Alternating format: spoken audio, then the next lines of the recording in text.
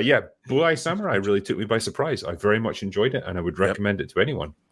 I've been hearing good things. I've seen the first 3 or 4 episodes, and yeah, like it's pretty good so far. I've been told that it even ramps up after that. So, it's proof positive as well. You can have a strong female lead as your protagonist, and they can be good, and they can actually be allowed to make mistakes occasionally and have flaws and an interesting personality and an interesting backstory that explains why they are who they are. It's crazy, I know, and this came from Western writers as well. Like it's a joint French-American production, and I think the French studio did most of the artwork on it, and then the American guys did the writing and voice acting side of things. But it can work. Yeah. One of the things that intrigued me about the episodes that I saw is that they're actually showing this character that she needed to sacrifice her femininity for this kind of quest for revenge, and they're presenting that as a loss, as something, that's a regret for her character. It's like, oh, they don't usually do that. They're actually showing some nuance here for this female action kind of character. And usually a lot of stories that have a female action protagonist don't even want to touch the fact, that they are not as feminine as, regular women, basically. No, it's quite honest about the whole, because obviously in Japanese culture, particularly at the time, this is, women can't do this stuff. They can't be samurai warriors and stuff. And so she has to disguise herself as a man to allow herself to do this. And, like you say, it's pretty honest about her regret at having to do this. And it's not something that she enjoys. And she's not this invincible Rey character who just beats everyone in her path. She gets absolutely fucked up in the course of this show. She gets stabbed, strangled, shot, knocked unconscious multiple times. And she needs help from other people at times. That's a protagonist going on a journey. It's funny how that works, because with everything you're saying, you're reminding me of Arcane, right? Vi gets beaten to hell and back, and it's just funny. It's so counterintuitive. A lot of writers who are afraid to give women flaws or have them go through difficult things. It's it's really easy to endear someone who is taking a beating and continues to get up. It's one of the most obvious things ever. It's just it feels like we're in a writing 101 thing. It's just when someone is an underdog and they keep fighting, we automatically like them. It's exactly, like a cheat code. Hero's journey. One of the things that Oh, go ahead. I was just going to say that one of the things people have forgotten is reality. And we watch these stories where how everybody wants to put their own perceptions or their own ideology or their own whatever into their stories, but what they're forgetting is the real world. The actual physics of the real world, the way the real world works, how people are constructed. And I find it such a weird thing that, if you look at James Cameron's Aliens, one of the great things about that movie is Ripley's power in that film comes from her femininity, literally comes from her ability to create life. She was a mother whose daughter lived and died while she was in hypersleep. And her entire motivation with finding Newt, and then she ends up confronting another mother, the alien queen, and her. So you're dealing with two feminine entities that their strength is derived from something, their femininity. Men can't have this. Men don't have this strength. Their literal femininity that only they as women, it's a power that only they possess. Motherhood, the creation of life. And nowadays, Cameron knew what he was doing. Cameron's a populist, but now if you were to do that, people would say not just Ripley can give birth, and not just the alien queen. I think even Cameron himself wouldn't make that film now. Probably not. He's not the James Cameron that he was 30 years ago. But the reality is that movie works so well, especially the extended edition, when you see her cry. Yeah. I was supposed to be back for her birthday, her 11th birthday. Yeah. And when you realize she lived 57 years and died while Ripley was in hypersleep, the whole connection between a mother and a daughter playing off, that is so powerful. And that underlies that whole film. And when you get away from her, you bitch. And you're seeing these two mothers. I can never be a mother, no matter what anyone says, no matter what. Well, Rob, I mean, we live in California, so it's I'm just saying, when you watch two mothers from different Careful what you species say. square off. I was going to say as well, just like, The sorry. film was created to please even people like Shad. They had Bishop saving Newt at the end there, representation for AI. You see, it's Hey, So thinking that far ahead was. I was going to say as well, just to like finish up on that Blue Eye Samurai discussion there. It was there's an episode, I think it's episode 6, where Mizu she's sent into I don't know how you describe it. It's like a local fortress where the local crime lord has got this prostitute, and she's been taken from the local madam, and she's the main character has been sent in to deal with the situation. And how can I put this? You think she's going to find a way to get this girl out, but she has a broader view of the situation, and she knows that if I rescue her, this guy's going to just go for revenge, and he's going to take it out on the brothel with all the other girls that are there, and I can't do that. And yeah, the show does not flinch away from the main character doing some pretty morally grey things. And I think that's, again, another thing I appreciated about this show. It doesn't always take the easy option. She does some pretty fucking horrible things, and it doesn't always pay off either. Like, sometimes things can just go wrong regardless of the tough decision that she made, and then you have to wonder, well, perhaps she could have done the right thing after all, if she wasn't so focused on what she was, what her end goal was. And I think there's a real moral ambiguity with a lot of the characters in this that I really appreciated. And again, you don't see it very often with particularly with female leads. They have to be portrayed as what the writers think is morally righteous, even though in reality they end up doing some shitty things anyway. It's just the film doesn't see it, you know. So it's an interesting one. I miss the days of the Charlie's Angels films with Cameron Diaz dancing in her Spider-Man underoos. No, like, where, I mean, that's female led, no problem with that. But Kevin Feige wants to make the movie different to the 20th Century Fox franchise as possible, which means no Magneto for the time being, and probably no Wolverine either. They You know, two haven't of learned that to sucks. the best characters in the X-Men series, and yeah, you're not going to use them. Okay, great. Can I just What's say- so strange about that is the X-Men have always had great female characters. I mean, if you're a comic fan, for me, the X-Men are the comic version of Star Trek. I love the X-Men. You can't really see it, but beginning right behind me, I probably have $3,000 worth of X-Men omnibuses. I love the X-Men, and the X-Men have always had great female characters. Yeah. It's been, especially in the Chris Claremont era, you know, Shadowcat, Kitty Pryde, Storm, Jean Grey. I mean, take your pick. But the problem, Robert, is that they're not the focus of the story at all times. That's what has to happen now in order to make it successful. Apparently, like, it's got to be female focused. It can't just be a balance anymore. It has. I mean, it's so strange to me, because if you read the Asgardian Wars, one at Mirage, who was a character in the New Mutants, she got really fat. And when she went to and had to deal with her problem, she got lost in the desert and walked her way into her great physical shape again. And I'm like, wow, it's dealing with modern issues in very interesting ways. The X-Men have already done, I mean, in terms of representation in comics, the X-Men were 30 years ahead of the curve, and they've dealt with it all. And it's amazing to me, back in 2003 in X-Men X2. Well, can't you try just not being a mutant? I mean, if it wasn't already there. What is that a reference to? That's I wonder. 20 years ago, and that was in a movie of the X-Men. And if you go back and you read God Loves, Man Kills, you go back and you read the Dark Phoenix saga. I mean, the X-Men was doing progressive comics before anyone was even aware of it, and they were doing it well. Yeah. And it's incredible to me that people forget this.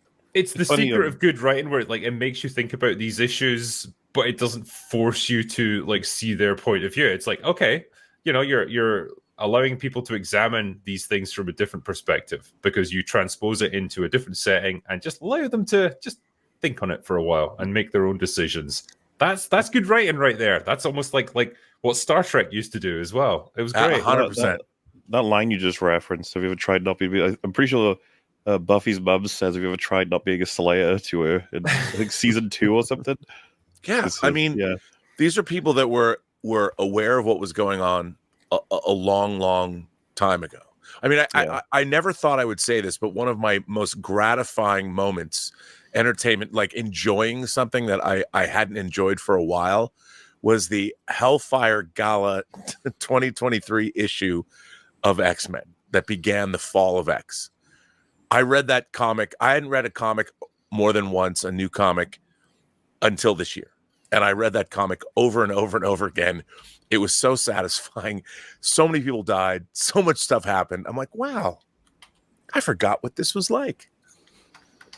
And it was one comic book. Like back in the day, say in the 90s, if there was an announcement of a female focused kind of anything, right? That would be like for guys, that'd be, oh, really? Because back in the 90s, that they could do girl power right. It would be fun, it would be sexy, it would be made for the comic book fans and stuff. Where now when you hear it, you know what they're going to be doing. If it's going to be female focused, it's going to be the girl boss current tropes with Karen kind of thing, and the fact that they're going to be perfect from the get-go and they can't be challenged and they can't have vulnerabilities or weaknesses, and having traditional femininity, that's going to be stripped, and that's the reaction now, which is kind of sad, because back in the day girl power was fun. Everyone got on board. Everyone liked it. It's funny you say that, because on top of that, I was even kind of annoyed when they were like, Wonder Woman has proven that women can be the lead in a film or whatever. I was like, talking about Wonder Woman. That's on par with Jennifer Lawrence being like, it's so gratifying to be the first female action hero. Like, fuck off. And what's interesting is I think we've become, as a society, far less mature about dealing with our own past. Yeah, it's almost as like I would say that our past is representative of how far we've come as a species, because we have evolved and we have gotten better, not just our technology, but I mean, look at our American history over the last 100 years ain't pretty. And I think that we should be able to confront it, deal with it, discuss it, and deal with what already occurred in a very mature, honest it's kind of a way. lens to the past at the same time, right? Can I point something out as the non-American on the panel here? You have all been led to believe that American history is something uniquely horrible. It isn't. It really isn't. No. If you look at almost every other country in the world, almost everyone, they have a history of being horribly oppressed, conquered, or something like that. And before they were freaking conquerors and oppressors themselves. Yes. And this is something that goes along through history. The entire world is drenched in blood. There is nothing uniquely bad about American history. Nothing. But there's plenty that is uniquely positive. You have the... I was just going to say, thank you. Yeah, you have the Constitution. You have the equality. You have the abolishment of slavery, which granted the British did before. But beyond that, there are so many things which are uniquely positive for the entire world, and they are American. I get so angry with people that have to go and make excuses for America. There's ain't nothing to make excuses. Oh no, I'm a proud for. American. I'll stand up and say, look, compared to what just pick out any other random country, and you're going to find something in their history that relevant to scale is going to be as bad or worse. Sure. Everywhere. Oh yeah. Well, and America probably has one of the least bloodiest histories of all. If you think about that's because we're young. And those countries we're young, but going to have all of the. But also, by the time America came to being, my point was that we were already kind of matured as a civilization, to where when America gets involved, that's where we take a leap on a lot of things, because, like you just said, a lot of the changes that we made were not things that other countries were so keen on doing, and that's why I hate a lot of this modernism bullshit. It's like, No. We've already seen this stuff. We've already done this stuff, and all you're doing is taking us back to what we were before, and we're not learning any lessons. I'm sorry. a history buff. I love history. Yeah, you What are. drives me nuts. It's people that are trying to be like you, uniquely judgmental of how things are now, or try to select certain things that they have been told without seeing the larger context and the larger piece of history, which completely reframes what they believe. Talked about it in our American history as well. That's just a woke point. You're just, and as is to be brushed off, where it's part of the American tapestry, which is the beauties and the horrors, the accomplishments and the calamities. So I'll just give you a little example, right? And I'm because listen, I'm born and raised in this country. I absolutely love it to death, and as I get older, have different fondnesses for it, and I'm pretty well traveled. I love a lot of where I've traveled in the States. With that being said, let's use the example of Oppenheimer. So Oppenheimer, they used this land in Los Alamos where they basically gave the people that live there about 48 hours to vacate, and some of them didn't. They were just bulldozed. Yep. After the fact, the people that they hired to handle all the hazardous waste, and then in regards to nuclear testing, they're all gone. They weren't treated the same way as far as protections and conditions. And were they people? Were they Latinos? Yes. Were they indigenous? Yes.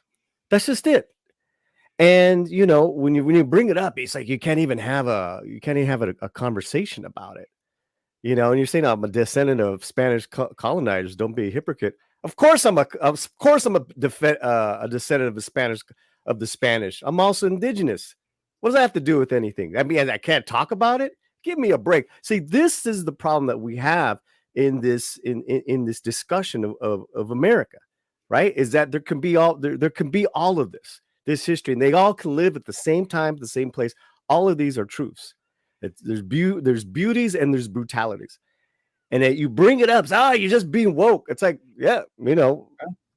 I'm just. This is just a fact, right? So there's a foundation of people that going back to Oppenheimer. There's a foundation of people that legally sued the U.S. government so they can get that money back for these people and their descendants that were, weren't taken care of as far as better work treatments, as far as radioactivity waste. So you won't know any of this if you just watch a film. That's why it's great to read different books to really get part of American history.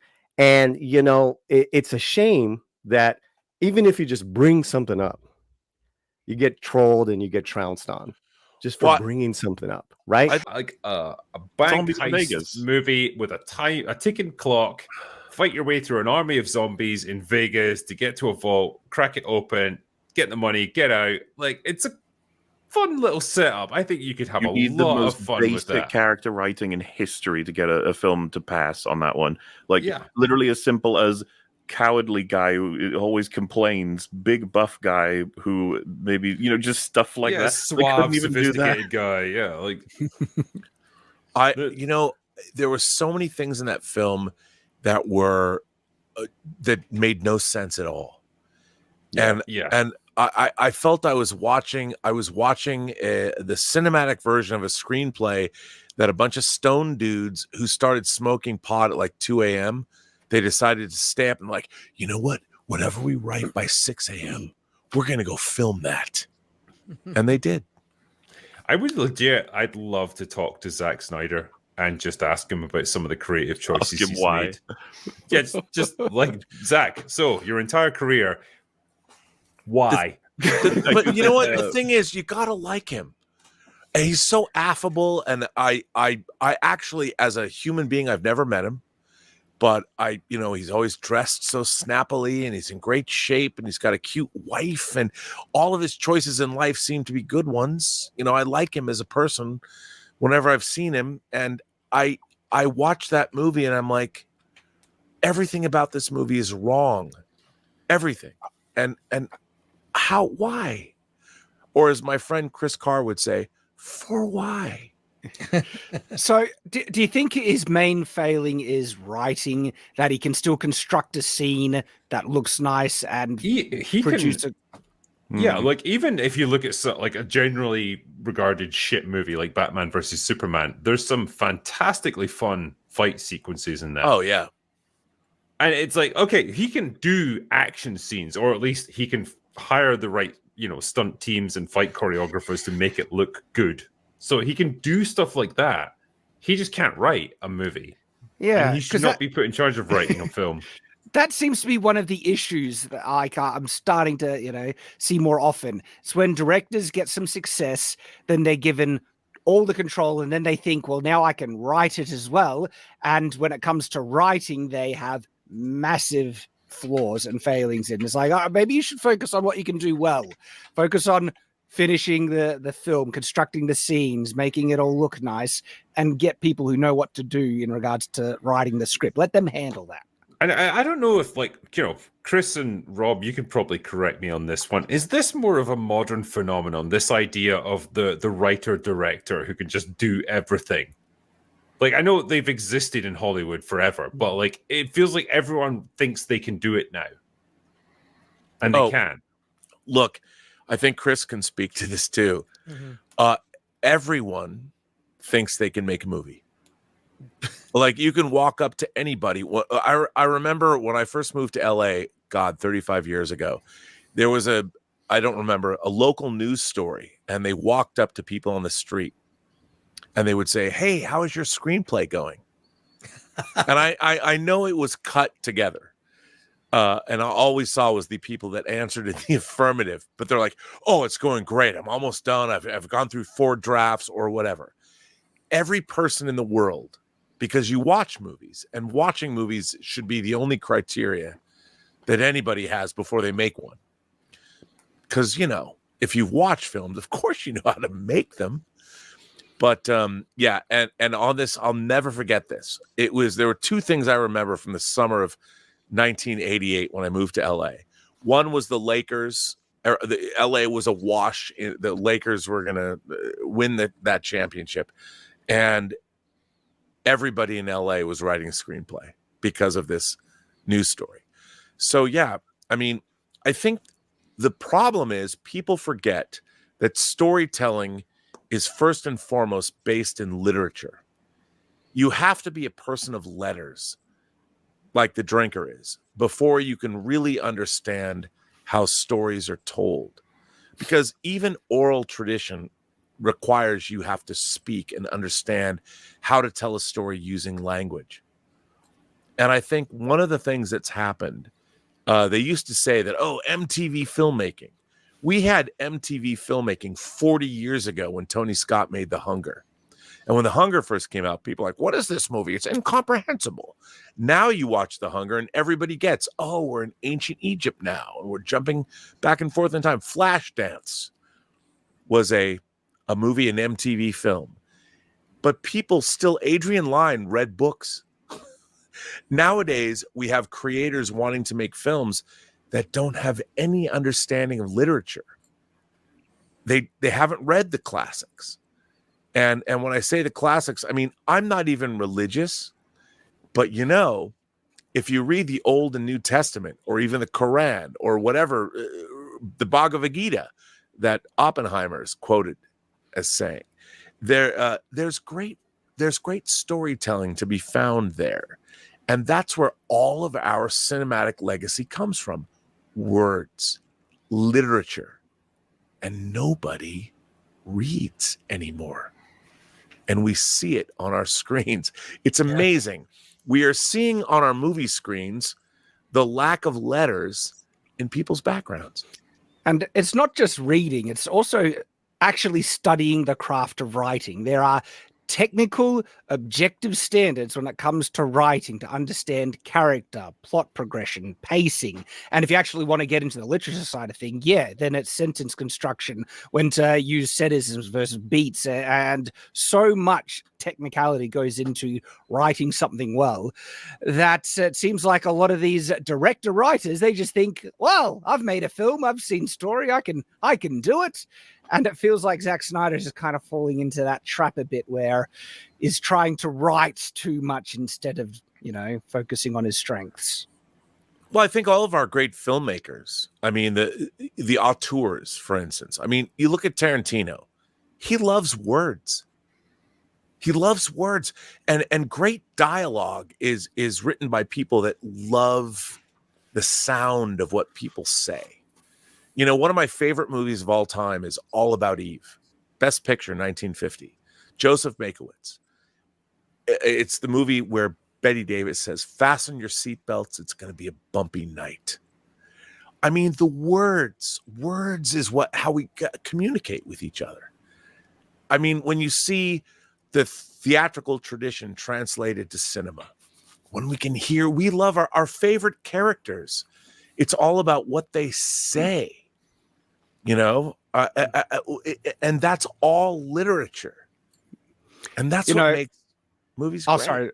No. Yeah, it's such a pity that we see such a lack of good, complex writing these days, that when I go back and watch something that has really good writing, especially dialogue, it just hits. So I'm just started rewatching Community again. Some of the dialogue written in that show is just absolutely phenomenal, especially because one of the main characters, right, is supposed to be really manipulative with his words. And so to be able to write that character, you need to be smart enough to be able to be manipulative with your words to come across. And there's just like this one line just in the episode I watched the other day where they're trying to get this character to convince Chang, is the teacher of the thing, to give him some slack, and is like, how could I convince him to do that if I can't even convince you to not make me do it, or something like that. And it was just such a really subtle manipulative line that first they buy into, then they realize what he was doing. They're like, you are convincing. It's just like clever stuff like that is filled like all throughout that show. Just when you come across really good writing, it's satisfying. And it's lacking so much in the modern I want to pose a question to our host. The drinker is a man that fills a blank page with words, and not necessarily good words. No, but I say this in all respect. I mean, one of my dreams in life is to be able to write a book. I don't know if I have the wherewithal to do so. But yeah, just before we go on, the other super chat that came in was from Casey Boyd, who says, since we have previous TV execs on the panel, I'm wondering, how can Hollywood not see the massive growing audience and revenue from Japanese and Korean media and not want to follow that business model? The majority of the audience of Eastern media are Westerners now. Well, look, I mean, obviously anybody who has Chris talks a lot about a media diet, a well-balanced media diet. And I think, Chris, I mean, we grew up watching movies from all around the world. Yeah. And I don't understand. I mean, if you're a Star Wars fan and you've never watched Kurosawa, I would ask why.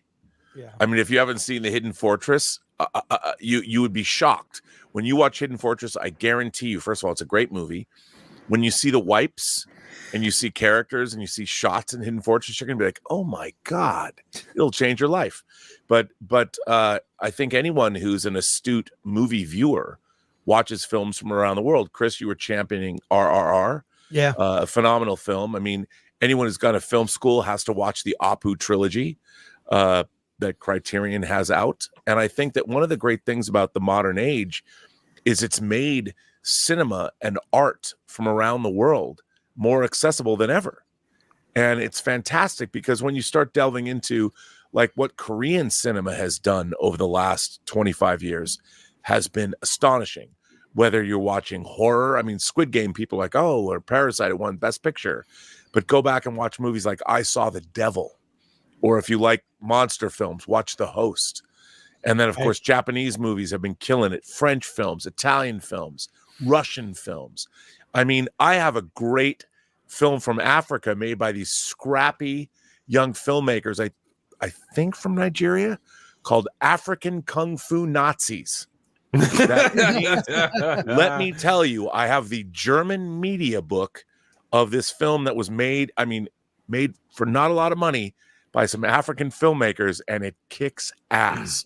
And if you want to see something funny and awesome, look for the trailer for African Kung Fu Nazis, because Isn't it it'll change interesting? your life. It's interesting though, because like the more Hollywood refuses to give audiences what they want, the more they're just going to turn to other, other countries that do. And this is why you can have people watching something like Godzilla -1. It's like a Japanese movie. It's all subtitled, and yet the characters resonate with people over here just as much as they do in Japan, because like true storytelling, true character development, heroes within cinema, they resonate across borders and across languages. They are things that just appeal to humans on a deep, fundamental level. And if the cardboard cutout facsimiles of humans that Hollywood are giving us don't resonate anymore, we'll just go elsewhere. Like you say, that's the great thing, where that cinema, that pool of different products from different countries is now open to us, and we can take advantage of it, and it's about time.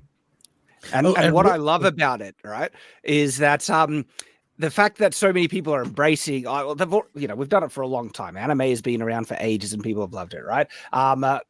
Asian martial art films I friggin' loved as a kid and stuff, but it's becoming even larger now, and Godzilla -1. And what I love about seeing people like these foreign films to us being so successful, it destroys that bullcrap narrative that has been getting pushed by Hollywood and activists, saying that you need people that look like you for you to be able to identify with and feel represented and stuff like that, and which I find is one of the most racist notions. And it was pushed so heavily with Rings of Power, with, now that there's a black dwarf, we can finally feel a connection in Lord of the Rings. And like, are you kidding me? You connect with people because they're people, not because they look like you.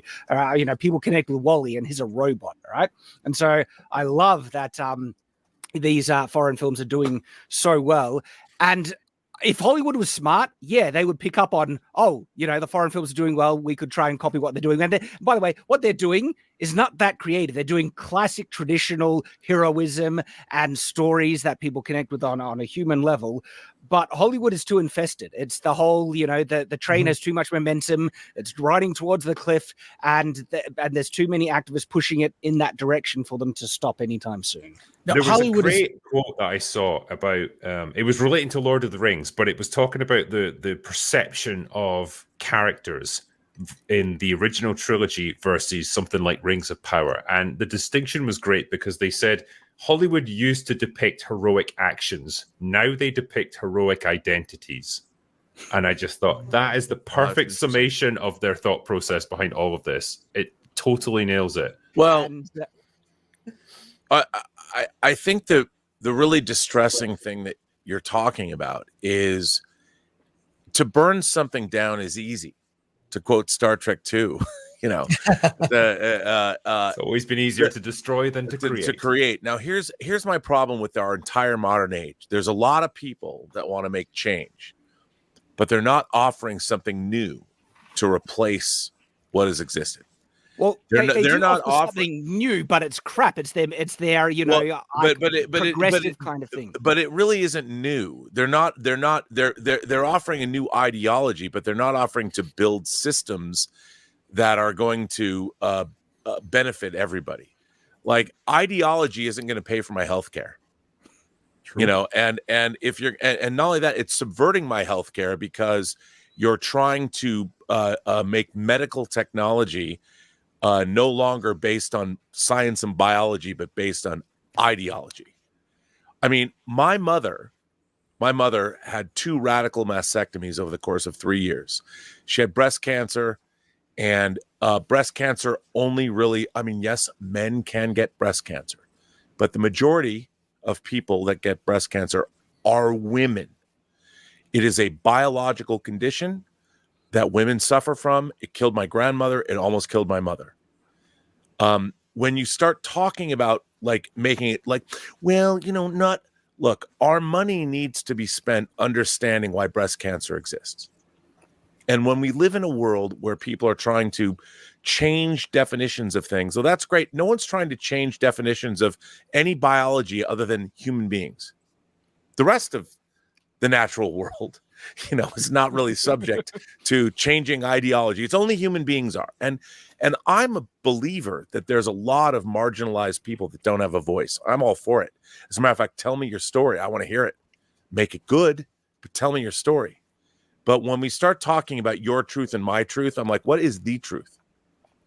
And the real thing is that ideology, storytelling is, if you look at it, and it goes back thousands of years.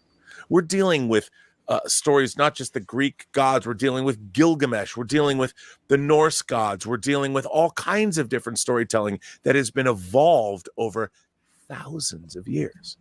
And all of a sudden, people want to walk in the last 20 or 30 and decide, well, these stories didn't work.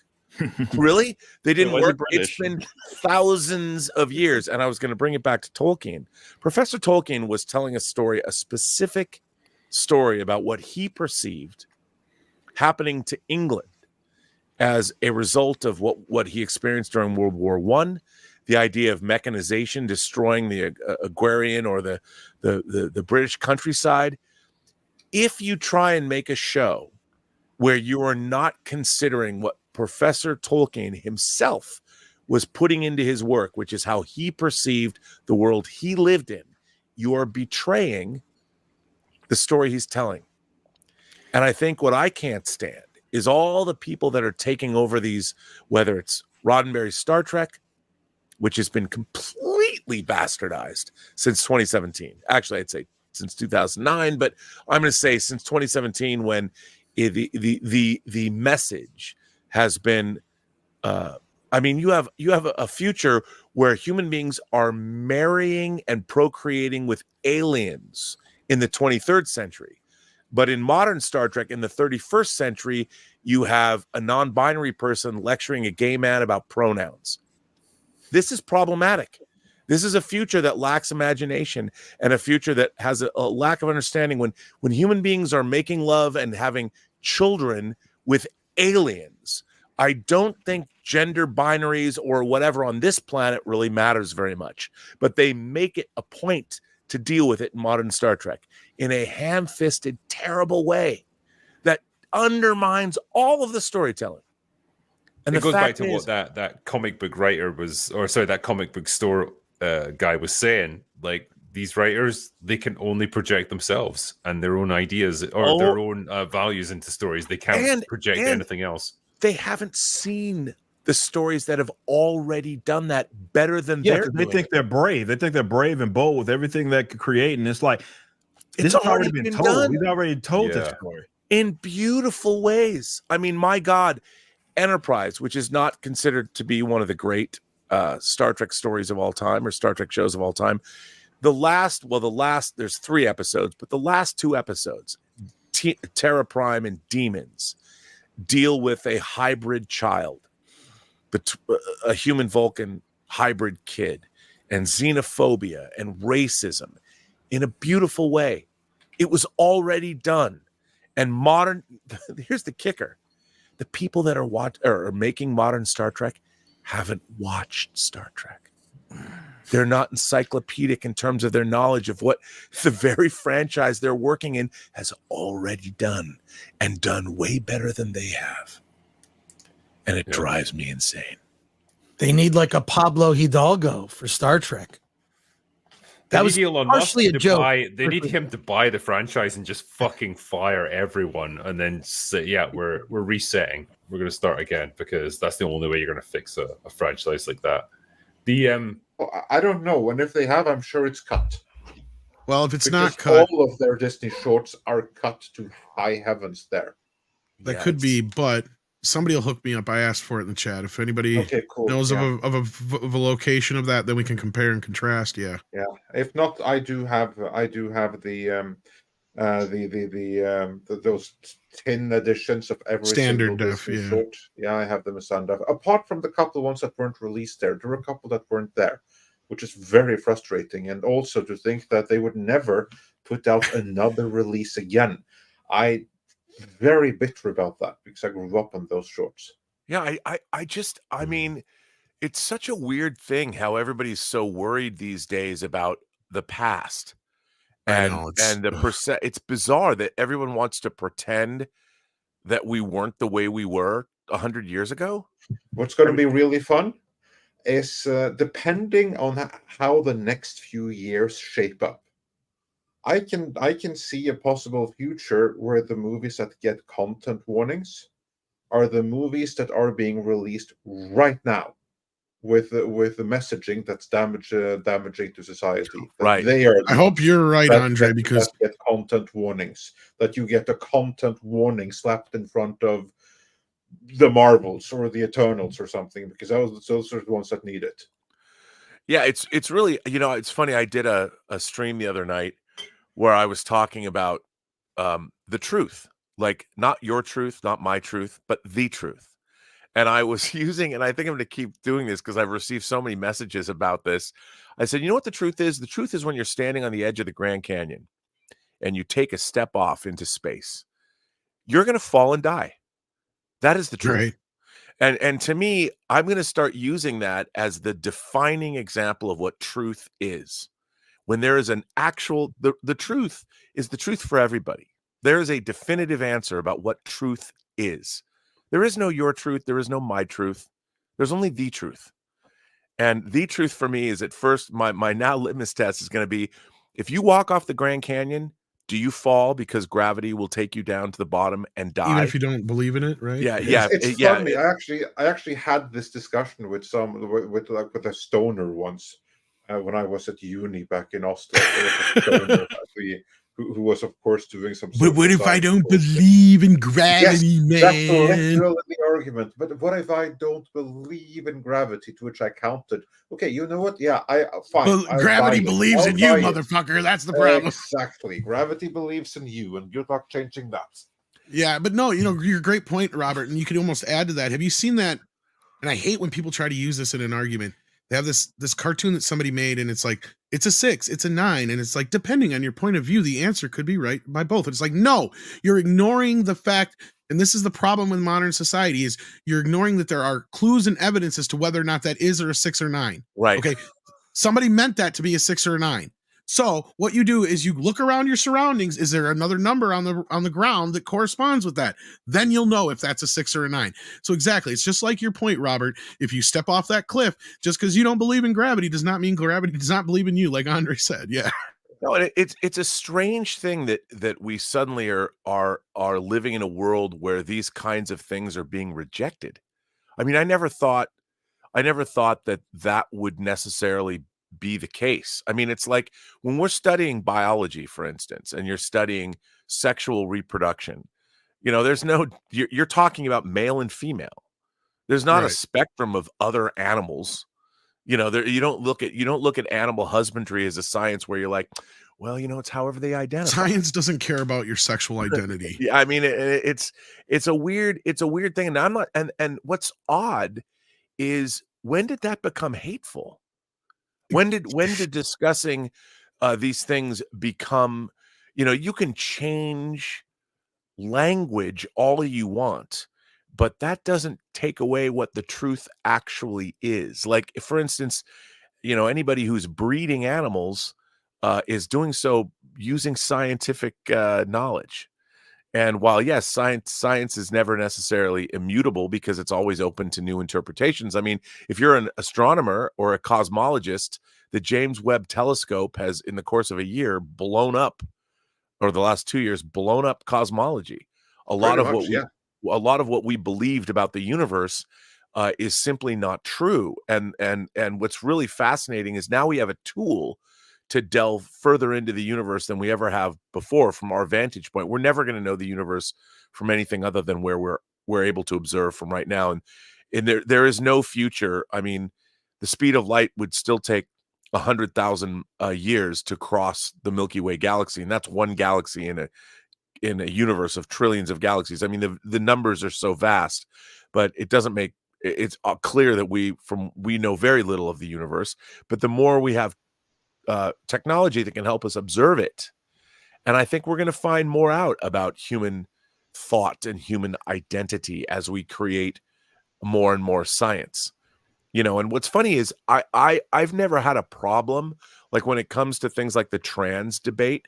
Like, I personally know people, trans people, that I actually believe, there's no way for me to prove this, but I know people who I honestly believe their brain chemistry is in the wrong body. And that gender dysmorphia is a real thing. We can't identify it yet. But I think in the future, we're going to discover that indeed, because there's all different kinds of human anomalous. When people are born, there's all kinds of anomalies that happen that aren't the norm. People with 2 different color eyes, for instance. So it doesn't surprise me. However, once that's going to come down to a scientific truth that we can't yet define. But that doesn't mean that right now everybody's talking about, well, how I feel and what my truth is. And I'm like, that isn't truth. That isn't truth. And we can't approach it as such. We have to continually, constantly upgrade our knowledge and understanding through technology and through ways that we can observe the universe that we can't even see the full spectrum of light. Human beings can't see in the infrared, and we walk around like we think we know everything. And it's like, there could be aliens that are only available to see in the infrared band. And we don't know. Maybe they're wearing Predator infrared suits and they're walking amongst us right now. And we don't know because we don't have the technology to prove it. Well, I can tell you one thing. They have looked at us and thought we're so wackadoo crazy. They just moved on to the cows. Yeah. They're like, fuck those things. We don't understand them. All they do is watch videos of themselves naked constantly. Engaged in a simple biological act. Yeah, we don't understand this. They mutilate themselves, so we're just going to move on to the cows. Right. It's and what's really interesting, maybe it's the source of food that's the problem. That's what they're trying to figure out. One of the crazy things about 2023 is we've now had publicly held congressional hearings about UAPs, like the existence of UAPs. And now we have Republican senators trying to block the release of information. And it's like, is there information to be released? And if so, why are you blocking it? I never thought not only would we be having serious conversations about this, which is already crazy enough, but that there's people that clearly there's something to block, to not let get out into the public. And even if it's our own technology that we just don't want anyone to know about, it's pretty crazy that that's all part of 2023. Well, you brought up JFK earlier, and it's like brought up in the more recent documentary that Oliver Stone did with this that I'm disappointed Shaw didn't just put on the set. But, where there's still stuff that after all these years that they still haven't released. Right. They refuse to release. And it's like, why? Who are you protecting? Right. Like, what is the deal here? Like, again, it's like, this is technically our property. You're supposed to just release it to us, at request. But how did we start talking about politics, man? I know, best films, man. Well, that's why I brought in the film JFK at least. Well, Sanders, right. I didn't mean to talk about. At the end of the day, JFK was assassinated by aliens. But no, it's such a weird. It's Christmas, man. I don't want to talk about that stuff. I just wanted to point out that there's just weirdness, and it all goes back down to peace on earth and goodwill to men. Whatever happened to that? Yeah, I know. Got out of work, came home, and I completely forgot it was Monday. So I took a sleeping pill, and that usually knocks me out. I have terrible insomnia. That's why I take it. That usually knocks me out for hours. But I was like, there's no way I'm missing Christmas Midnight's Edge. There's no way I'm missing the 500th stream. So I set like 17 alarms. And I'm here, but I am still in. Sounds like me. Well, we do appreciate it, 6. So you gotta set 10 alarms just to make sure you're we do also appreciate the $50 super chat. So thank you so much. Thank you, Santa Claus. That's awesome. We appreciate it. Santa Claus showed up. Awesome. And here's another excellent viewer who's always supportive. Corrine is here and sends in 1999 and says, "Merry Christmas, Tom, and Happy Christmas, Andre." Well, thank you, Corrine. Thank you so much for the support, and we love having you here also on Christmas Eve. And Merry Christmas to you and your family. You know what I really love about Corrine is she's somebody who does not always agree with us, but she doesn't get all butthurt about it. She's still here. She has her opinion. She throws her opinion out there, and she don't care. And that's what's great about that is, you know, I miss that when you could actually have an opinion about things and people would have discourse instead of actually just yelling and screaming at you and calling you names and then cancel this person, unsubscribe, you know, and all that kind of stuff. Yeah. Oh, we love having you here, Corrine. So thank you. Somebody was going to say something there. Was it Mikey or? Oh, I was Scribe? just going to say that a lot of us forget in nerdom that some of like knockdown, drag out fights are what we had as kids. And then we just moved on and went to Burger King or something after, you know? Yeah. I think Is this an attack on Gremlins? One of my first arguments with Tom was about the Snyderverse like 2 or 3 years ago, I think. Oh, probably. That doesn't change my love for Tom. In fact, he has been there in my hours of Snyder need. What exactly does that? Does he give you like slow-mo scenes when you need them or something? Yes. I'm like